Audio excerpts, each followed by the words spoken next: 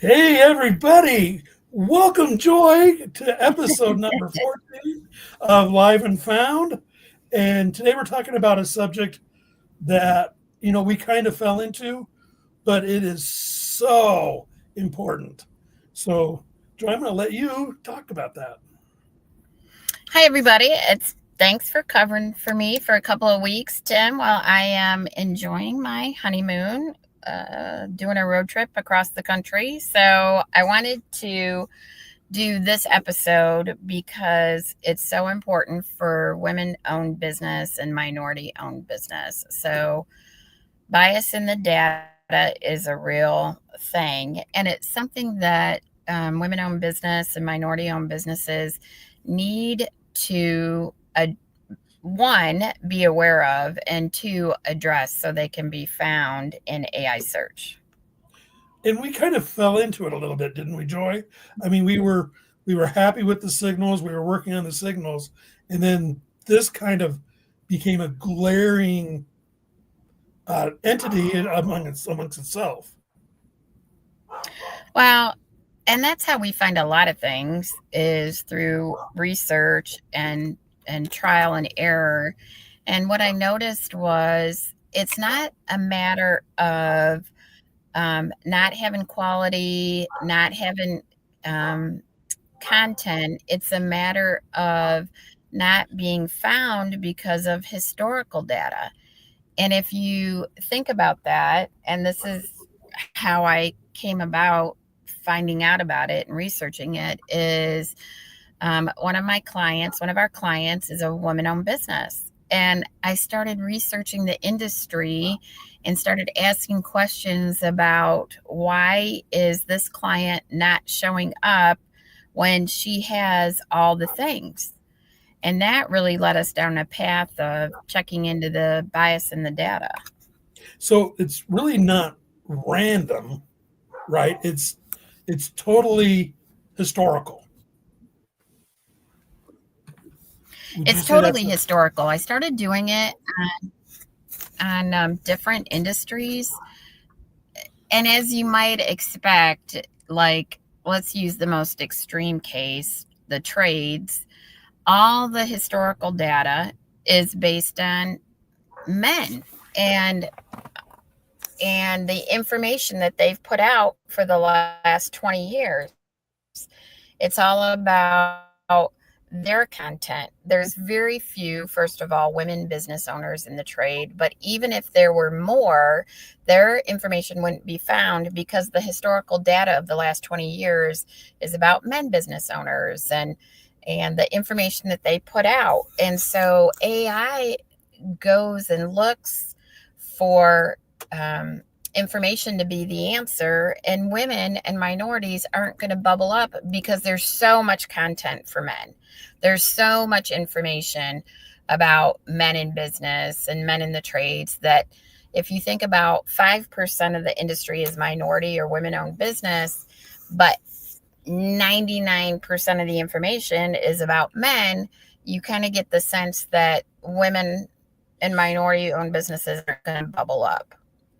yeah. So essentially, I think what we have found is that bias is not an emotional thing; it's a data thing, It's and it's totally because data. it's because layers and layers and layers of data have been skewed, for lack of a better term, towards the people that have been using the web and have been on the web the most, which is white male owned businesses.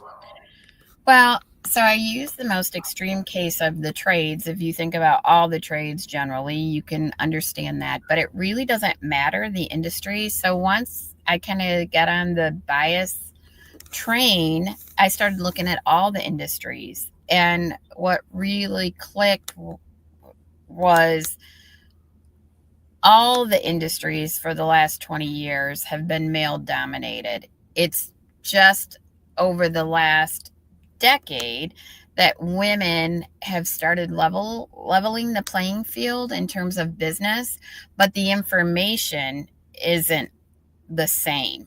It's not the same number of content. It's not the same frequency of content. It's not the same quality of content in terms of they have a lot more information to pull from. I mean, if you're a woman in business, you don't have decades and decades and decades of information to pull from in comparison to men. So, and that's the same for minorities too. So you have to think about, let's take mortgage brokers. There's more male mortgage brokers than female mortgage brokers, but the companies that own the mortgage brokerage are mostly male. So they have a whole history to pull from. So women really have to kind of like flood the system to be able to be found. And I think that's exactly what I think the term that we like to use sometimes are those citation echo chambers, where it's just this guy feeds off of what this guy says, and this guy feeds off what this guy says. So it creates this compound of echoes that they each feed off of each other. And unfortunately, these echoes grow louder and louder. And women-owned and minority-owned businesses are like whispering in these echo chambers, and they're not being heard. Yeah, that's a great way to put it. And it's not a total. It's not a terrible total loss. I don't want it to come across as a negative. What's great is we know about it.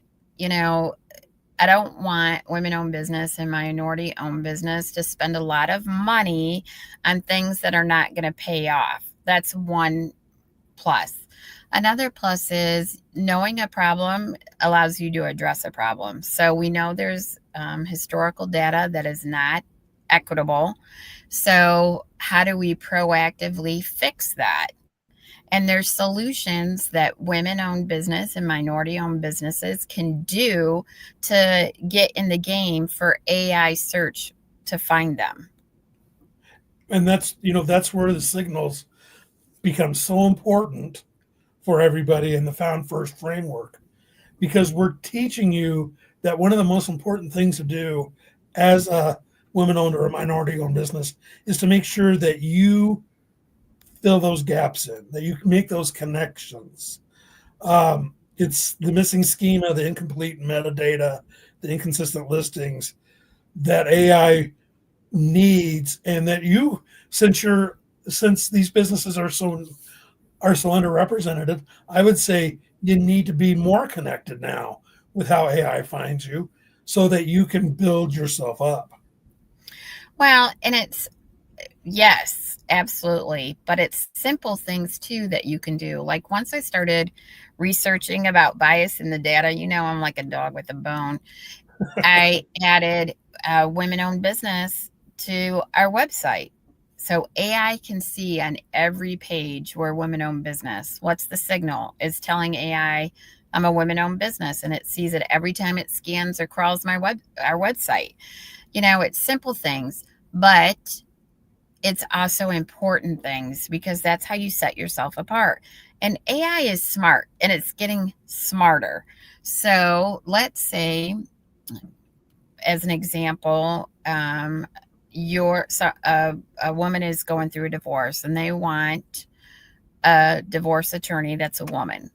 If a woman divorce attorney has on her website women-owned business in the bottom, that's a signal to AI. Flagged it, found it, great.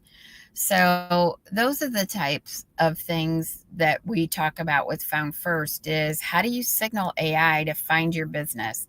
Putting women-owned business or minority-owned business on your website on every page is just one way. There's several ways. It's, using it in alt text, using it when you do blogs, when you do your natural language FAQs, saying things like, as a minority-owned business, it's important that we, as a woman-owned business, we emphasize this. Those phrases like that will help you so much with AI, because it is, I think Joy hit it exactly right. AI smart, and it's actually looking for businesses that are answer the questions that people are looking for. So highlighting it and saying, this is me is so important for AI.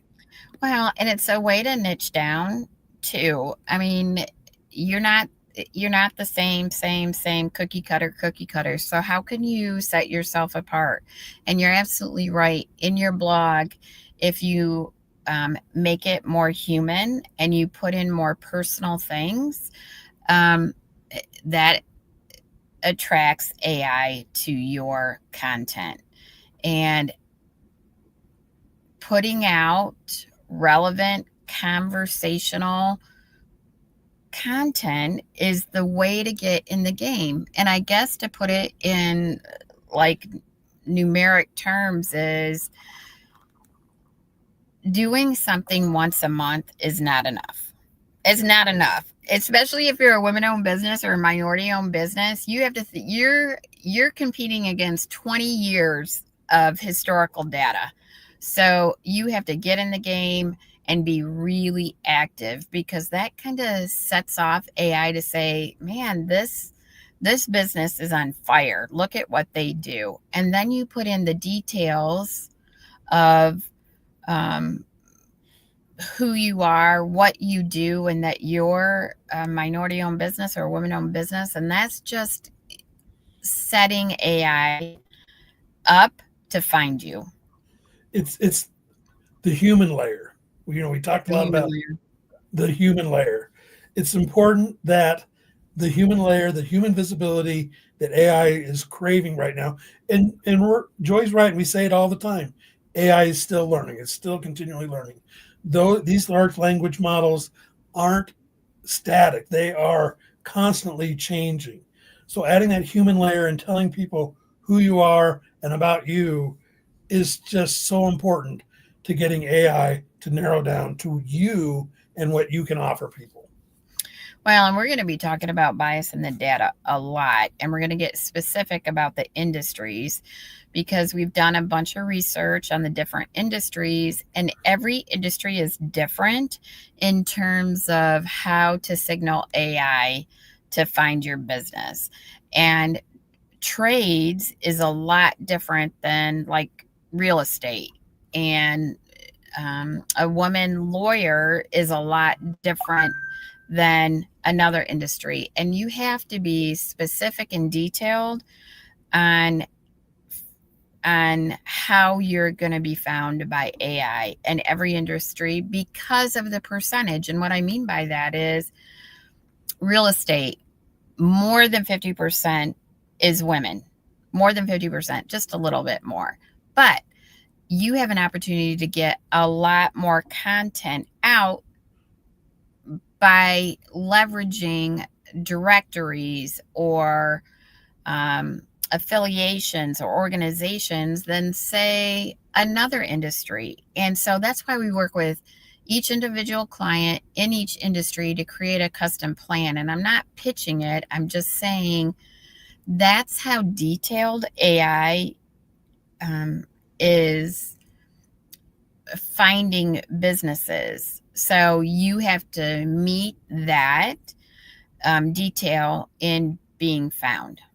And I think the great news is the key to fixing AI bias isn't adding more code, it's adding more connections. And I think women-owned businesses and minority-owned businesses, that's where the advantage lies, is you can create those connections that AI can find. Yeah. So you're at the starting point. Everybody's at the starting point. I know we've got some 20 years of data to build up, but you can do it. It's easy because visibility is advocacy. All right, so